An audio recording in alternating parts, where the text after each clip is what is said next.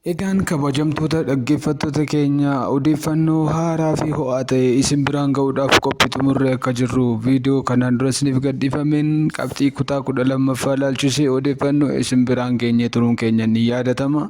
Haa ta'u iyyuu malee amma odeeffannoo haaraan dhimma qormaata kutaa 12ffaa ilaalchisee bahee jiru.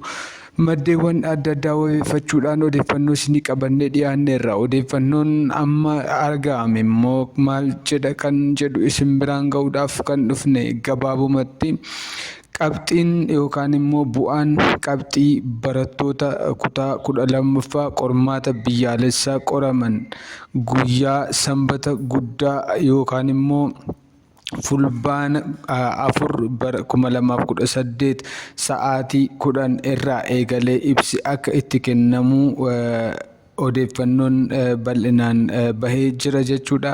Isa kana bu'uura godhachuudhaan guyyaa boruu sa'aatii 10 irraa eegalee odeeffannoo ibsa kennamu akka hordoftan kabajaan isin beeksisaa. Odeeffannoo isin bira ga'eef yoo isinitti tole itti fayyadamaa.